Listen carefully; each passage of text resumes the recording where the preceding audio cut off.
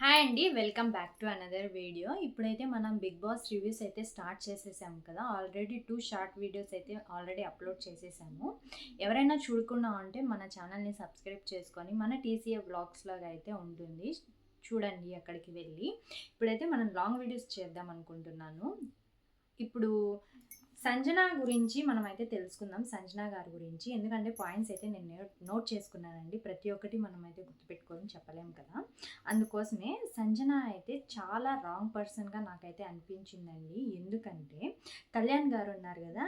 As a monitor Kalyan గారు వచ్చి చెప్పినా కూడా ఆమె అయితే బాత్రూంలో ఉన్న ప్రోడక్ట్స్ అయితే ఏమీ నేను తీయను అనేసి చాలా రూడ్‌గా అయితే బిహేవ్ చేసినట్లు నాకు అనిపించింది.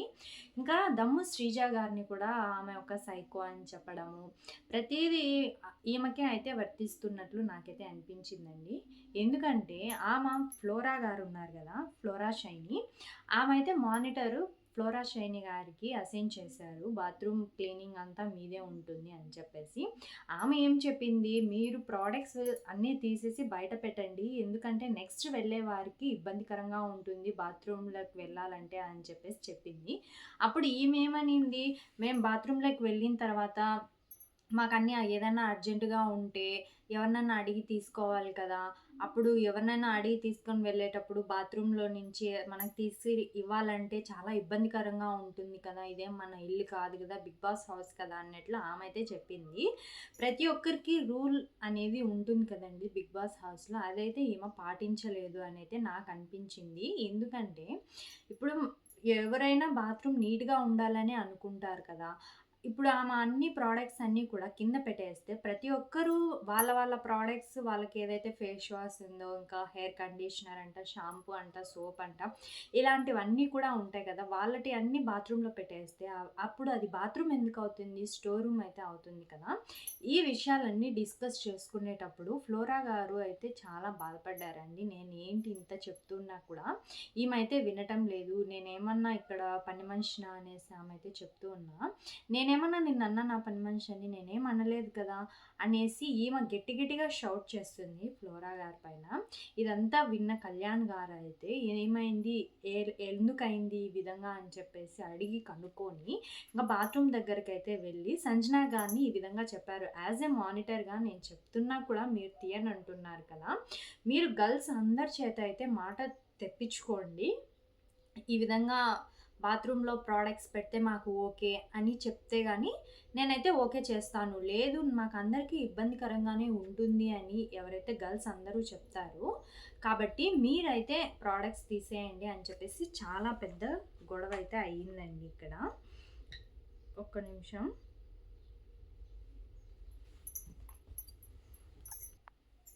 ఇంకా భరణి గారు కూడా చాలా చెప్పాలని ట్రై చేశారండి సంజన గారికి. ఎందుకండి ఇవన్నీ ఇప్పుడు రాయరంపంగా ఉంటాయి. ప్రొడక్ట్స్ తీసేస్తే అయిపోతుంది గదా!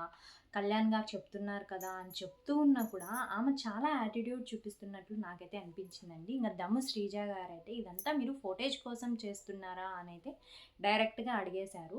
అప్పుడు సంజన గారు ఏమన్నారంటే, "ఈ ఫుటేజ్ ఏంటి ఫుటేజ్? ఏంది ప్రతిదానికి మీరు ఫుటేజ్ అని అంటున్నారు?" అనైతే అనింది. నాకు కూడా అనిపించింది ఏందంటే, ఈమె ఇదంతా కూడా ఫుటేజ్ కోసం చేస్తున్నట్లుగానే నాకైతే అనిపించిందండి. మీకెలా అనిపించిందో కింద కామెంట్స్‌లో అయితే చెప్పండి. మీరు ఎపిసోడ్ చూసినట్లయితే మీకైతే అర్థమవుతుంది. ఇదంతా ఫుటేజ్ కోసం చేస్తుంది అని అనేసి. ఇంకా దమ్ము శ్రీజ గారిని సైకో అన్నారు గదా! ఈమె పెద్ద సైకోలాగా నాకైతే అనిపించిందండి. ఎందుకంటే ఇంతమంది హౌస్‌లో ప్రతి ఒక్కరు కూడా చెప్తున్నారు. ఎందుకండి వినండి అని చెప్తూ ఉన్నా కూడా ఆమె అయితే అస్సలు వినలేదు. కాబట్టి సైకో ఎవరనేది ఇప్పటికి చూసే ప్రజలందరికి కూడా అర్థమైందని అనుకుంటున్నాను నేను. ఇంకా నామినేషన్స్ అయితే జరుగుతున్నాయండి బిగ్ బాస్ హౌస్‌లో. బిగ్ బాస్ అయితే చెప్పారు ఇంకా నామినేషన్స్ అయితే వేయాలి అని చెప్పేసి. సుమన్ శెట్టి గారు చాలా తక్కువగా కనపడుతున్నారని ఎంతమందికి అనిపించింది? ప్లీజ్ ఒక్కసారి కామెంట్స్‌లో అయితే చెప్పండి. నాకైతే కొంచెం తక్కువగానే అతని పార్టిసిపేషన్ ఉంది. ఈ 2 డేస్‌లో మనం చూస్తున్నాం కదా! Big boss. కొంచెం పార్టిసిపేషన్ తక్కువగానే ఉందనైతే నాకు అనిపించింది. ఓనర్స్ చాలా మంచిగా బిహేవ్ చేస్తున్నారండి. ఇక్కడ ఫుడ్ విషయంలో వచ్చేసి ఒకటి చెప్పాలండి. ఫుడ్ విషయంలో ఏంటంటే ఓనర్స్ అందరూ కూడా అంటే మేము ఇస్తున్నాం కదా! మీరు మమ్మల్ని ఇంప్రెస్ చేసి మీరు ఫుడ్ తీసుకోవచ్చు కదా! అన్నట్లుగా బిహేవ్ చేస్తున్నారు. ఇదంతా కూడా సింపతి గెయిన్ చేసేదానికి అన్నట్లుగా నాకు అనిపిస్తుంది. బిగ్ బాస్ టాస్క్ పెట్టారు కాబట్టి మనం టాస్క్ పరంగానే పోవాలి కానీ వీళ్ళు ఏదో అంటే సింపతి గెయిన్ చేయాలి, అంతా మంచితనంగానే నడవాలి అని చెప్పినట్లు నాకైతే అనిపిస్తుంది. ఇదంతా ఎందుకు చెప్తున్నానంటే ఇప్పుడు రాము రాథోడ్ గారు ఇంకొకరు వచ్చేసి ఒక్క నిమిషం అండి. ఇంకా ఫుడ్ విషయంలో అని మనం మాట్లాడుకుంటున్నాం కదండి. రాము రాథోడ్ గారు ఇక్కడ ఫుడ్ తింటూ ఉన్నప్పుడు అందరూ అయితే ఇప్పుడు బిగ్ బాస్ అయితే టెనెంట్స్కి ఫుడ్ పంపించారు. ఆ ఫుడ్ని అంతా ప్లేట్లో పెట్టుకొని వాళ్ళైతే తింటూ ఉన్నారండి. బిగ్ బాస్ పంపించేదే 3 రకాలు, రసము, ఇంకా ఒక ఫ్రై, ఇంకా ఒక కర్రీ అయితే పంపిస్తున్నారు. 3 డేస్ అయింది కదా బిగ్ బాస్ స్టార్ట్ అయ్యి. 3 డేస్ నుంచి కూడా ఈ 3 కర్రీస్ మాత్రమే పంపిస్తున్నారు. ఇంకా ఓనర్స్కి వచ్చేసి 2 చెఫ్స్ని అయితే అంటే తనుజ గారు ఇంకా బర్నీ గారు వీళ్ళైతే వాళ్ళకి చెఫ్స్ కదండి. బిగ్ బాస్ ఏం చెప్పారు, మీకు ఏది ఇష్టం ఉంటే అది చేయించుకొని మీరు తినండి అని చెప్పారు కదా. అప్పుడు వాళ్ళకి లేట్ అయిపోయిందని చెప్పేసి, ఆకలి అవుతుందని చెప్పేసి ప్రియా గారు ఇంకా శ్రీజ గారు వచ్చేసి ఇక్కడ రాము రాథోడ్ తింటూ ఉన్నప్పుడు అక్కడికి వచ్చి వాళ్ళ ప్లేట్ తీసుకొని అంటే సృష్టి వర్మ కూడా వీళ్ళిద్దరు అయితే కూర్చొని అన్నం తింటూ ఉన్నారు. ఇంకా వాళ్ళ దగ్గరకు వచ్చేసి ఇంకా స్పూన్ తీసుకొని తింటూ ఉన్నప్పుడు ఏమన్నాడు రాము రాథోడు, మీరు ఇక్కడ మా దగ్గరకు వచ్చి తింటున్నారు కదా, మళ్ళీ మాకు ఏదైనా ప్రాబ్లం అవుతుందేమో అన్నట్లుగా చెప్పారు. ఈమొచ్చేసి చాలా సీన్ క్రియేట్ చేసేసిందండి. నేను తింటూ ఉన్నప్పుడు నా ప్లేట్ లాగేసుకున్నారు, నా స్పూన్ లాగేసుకున్నారు, అది ఇది అని ఏడ్చేసి ఫుడ్ తినేటప్పుడు ఏంటి ఇలా చేస్తున్నారు అని చాలా సీన్ అయితే క్రియేట్ చేసినట్లు నాకు అనిపించింది. చాలా ఓవర్ యాక్షన్ చేసినట్లయితే అనిపించింది. రాము రాథోడ్ గారు ఏం చెప్పారు, బిగ్ బాస్లో అన్ని రూల్స్ అంటే రూల్సే కదా, మీరు ఇక్కడికి వచ్చి తినడం వల్ల మాకేదైనా ప్రాబ్లం అవుతుందేమో అని చెప్పేసి అలాంటి ఒక ఉద్దేశంలో అయితే రాము రాథోడ్ గారు చెప్పారు. ఇంకా అక్కడికైతే భరణి గారు వచ్చేసి ఫుడ్ విషయంలో ఏదైనా జరగని కానివ్వండి, ఇంకా వాళ్ళు తింటూ ఉన్నప్పుడు మాత్రం మీరు ఎలాంటి రిస్ట్రిక్షన్స్ అయితే పెట్టద్దు, వాళ్ళు ఇష్టంగా వచ్చి తింటున్నారు కదా తిననీయండి అని చెప్పేసి అయితే చెప్పారండి. ఇంకా సంజన గారి గొడవలో ఇక్కడ హరీష్ గారు అయితే వచ్చారండి నచ్చ చెప్పడానికి. ఈ పాయింట్ అయితే మిస్ చేసేసాను, పెద్ద డైలాగ్ అయితే వేశారు వాళ్ళు. అదైతే మళ్ళీ నేను చెప్పాలనుకుంటున్నాను. ప్రేమగా చెప్తున్నారు కదా మీరు, నేను ప్రేమగా చెప్తే నా ప్రాణమైనా ఇచ్చేస్తాను అని అయితే ఈమె పెద్ద పెద్ద డైలాగులు అయితే చెప్తుందండి. అందుకే నేను ఈ పాయింట్ నోట్ చేసుకొని అప్పుడైతే మర్చిపోయాను, అందుకే ఇప్పుడైతే మీకు ఎక్స్ప్లెయిన్ చేస్తున్నాను. ఇంకా నామినేషన్ విషయానికి వచ్చేస్తే మనము నామినేషన్స్ అయితే జరుగుతున్నాయని చెప్పాను కదా బిగ్ బాస్ హౌస్లో.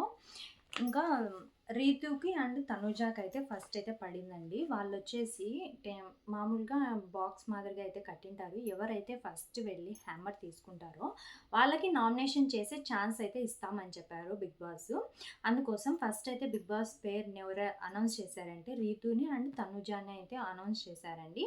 వీళ్ళిద్దరూ అంటే దోగాడుతూ వెళ్ళడంలో రీతుకైతే గాయం అయిపోయింది హెడ్కి తనుజ వల్ల. అదైతే ఆమె కావాల్సి ఏం చేయలేదు. ఇంకా గేమ్స్ అన్నాక ప్రతి ఒక్కటి కామనే కదా బిగ్ బాస్ హౌస్లో. ఆమెకైతే గాయం అయిపోయింది, కాసేపు అయితే ఇంకా స్టాప్ అయిపోయింది. దాని తర్వాత ఏమైందంటే వీళ్ళు ఇంకా తనుజ గెలిచారు కాబట్టి హ్యామర్ అయితే తీసుకున్నారు. ఆమె అయితే సంజన గారిని నామినేషన్ చేశారు. ఇంకా ఓనర్స్ వచ్చేసి వాళ్ళ నామినేషన్ కరెక్టా రాంగా వాళ్ళ ఇష్టం అండి, ఇంకా ఏదైతే కరెక్ట్గా ఉంటుందో అదే చేయొచ్చు, లేదు తప్పుగా ఉంది ఇంకా వేరే వాళ్ళని తీసుకుంటామని అనుకున్నాం కదా వాళ్ళు వేరే వాళ్ళైనా నామినేషన్ చేయొచ్చు. వీళ్ళైతే తనుజ ఏదైతే నామినేషన్ చేశారో అదే ఒప్పుకున్నారండి. తనుజ వచ్చేసి హ్యామర్ కళ్యాణ్ గారికి ఇచ్చేశారు. కళ్యాణ్ గారు కూడా సంజన గారిని నామినేషన్ చేశారు. ఏ పాయింట్ మీద నామినేషన్ చేశారంటే ఇదే బాత్రూంలో ప్రోడక్ట్స్ అన్నీ పెట్టారు కదా, ఎంతమంది చెప్తున్నా మీరు యాటిట్యూడ్గా బిహేవ్ చేస్తున్నారు, మీ బిహేవియర్ అయితే నాకు నచ్చడం లేదు అని చెప్పేసి ఆ పాయింట్ మీద అయితే నామినేషన్ చేశారండి. ఫస్ట్ అయితే సంజన గారు నామినేట్ అయిపోయారు. ఇంకా సెకండ్ రౌండ్లో వచ్చేసి రాము రాథోడ్ని అండ్ సృష్టి వర్మని అయితే పంపించారండి బిగ్ బాస్. వీళ్ళిద్దరిలో వచ్చేసి రాము రాథోడ్ గారు అయితే గెలిచారు, సృష్టి అయితే ఓడిపోయారండి. వీళ్ళు వచ్చేసి రాము రాథోడ్ గారు ఇంకా సుమన్ శెట్టిని అయితే నామినేషన్ చేశారు. వీళ్ళు వచ్చేసి హ్యామర్ వచ్చేసి మాస్క్ మ్యాన్ హరీష్ అనే అతను ఉన్నాడు కదా, అతనికైతే ఇచ్చారండి. ఆయన కూడా సుమన్ శెట్టి గారిని నామినేషన్ చేశారు. ఎందుకంటే మీ బిహేవియర్ అయితే నాకు నచ్చింది మనిషి పరంగా. ఇంకా మీరైతే కాంపిటీషన్లో అంటే బిగ్ బాస్ హౌస్లో పార్టిసిపేషన్ కొంచెం తక్కువగా ఉంది అని అయితే చెప్పారు. అప్పుడు సుమన్ శెట్టి గారు ఏం చెప్పారంటే, మనం వచ్చి 3 డేసే కదండి అయ్యింది, ఇంకా కొంచెం కలవడానికి టైం పడుతుంది కదా అని చెప్పేసి చాలా చిన్నగా అయితే మాట్లాడడం జరిగిందండి. చాలా స్వీట్గా మాట్లాడారు ఆయన సుమన్ శెట్టి గారు. ఇంకా ఈమె సంజన గారైతే మిమ్మల్నేనండి నామినేషన్ చేసింది, మీరు ఏదైనా చెప్పండి అంటే, నాకు తెలుగు వచ్చండి, నేను తెలుగులోనే చెప్పాను అని ఆయన చెప్పారు. ఇంకా నామినేషన్ గురించి మీరు ఏదైనా డిఫెండ్ చేసుకుంటారా అన్నప్పుడు ఈ విషయాలన్నీ కూడా జరిగాయండి. ఇలా అయితే జరుగుతున్నాయి నామినేషన్స్. ఇంకా థర్డ్ రౌండ్‌లో అయితే ఇంకా ఎవరెవరు మిగిలారు, ఫ్లోరా గారు, భరణి గారు, ఇమాన్యుయల్ గారు, వీళ్ళు ముగ్గురైతే మిగిలిపోయారండి. వీళ్ళ ముగ్గురిని బిగ్ బాస్ ఏం చెప్పారు, హరీష్ గారు అండ్ కళ్యాణ్ గారు మీరిద్దరు డిసైడ్ చేసేసి ఎవరిద్దరికైతే పోటీ పెడతారు అని చెప్పేసి అయితే అడిగారు. అప్పుడు కళ్యాణ్ గారు అండ్ హరీష్ గారు వీళ్ళిద్దరూ కూడా కలుసుకొని 2 పేర్లు అయితే చెప్పాలి కదా.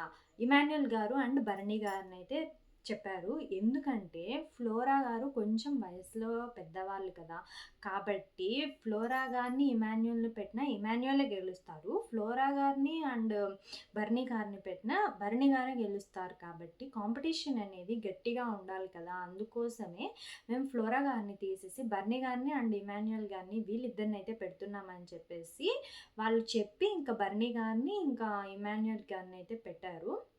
ఇంకా నామినేషన్స్ ఈ విధంగా అయితే జరుగుతున్నాయి. ఇప్పటికైతే ఎపిసోడ్ కంప్లీట్ అయిపోయింది, డే 2 ఎపిసోడ్. ఇంకా నెక్స్ట్ ఎవరు గెలుస్తారు, ఇంకా నామినేషన్స్ ఏ విధంగా జరుగుతాయి అని చెప్పేసి నెక్స్ట్ ఎపిసోడ్లో మనం అయితే చూసుకోవచ్చు. ఇంకా డే 3 రివ్యూ కూడా మనము ఎపిసోడ్ చూసిన తర్వాత అయితే రివ్యూ ఇద్దాము. ప్లీజ్ సపోర్ట్ చేయండి మన ఛానల్ని. ఇంకా మన ఛానల్ని ఎవరైనా సబ్స్క్రైబ్ చేసుకోకుండా చూస్తూ ఉన్నట్లయితే సబ్స్క్రైబ్ చేసుకోండి. ఇంతకు నేను రివ్యూ ఎలా చెప్పాను అనేది కూడా కింద కామెంట్స్లో ఒక్కసారి తెలియచేయండి. Thanks for watching my video. Okay అండి, బై. నెక్స్ట్ వీడియోతో మళ్ళీ నేను ముందుకు వస్తాను.